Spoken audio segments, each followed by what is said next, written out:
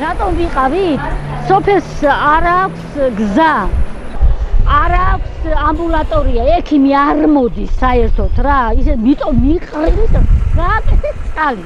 რისთვის გააკეთეს ის წყალი? ხანიკა მოხეთქავს, წყალი არ არის. ფაქტიურად წყალი არ არის რა.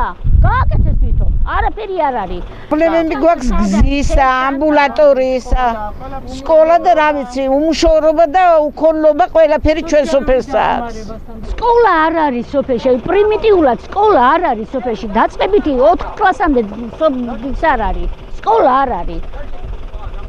პრობლემა არის ძალიან ბევრი. გუბერნატორის მოვალეობის შემსრულებელმა ბატონმა იოსებ მოქრომელიძემ ჩვენ დაპირება მოგვცა აგვისტოს პირველ-მეორე კვირაში შეხვედრა მოხდება ჩვენ სოფელთან.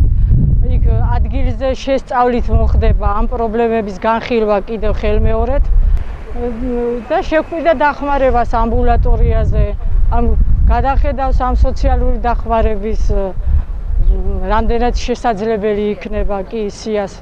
თუმცა არ მგონია რომ ეს მოგვარდეს. ამ გზასაც და ერთი სიტყვით იქ ადგილზე ამოსვლით ჩვენი მოსახლეობა შეხვდება და უფრო ძირფესვიანად გააცნობს ჩვენ მდგომარეობას.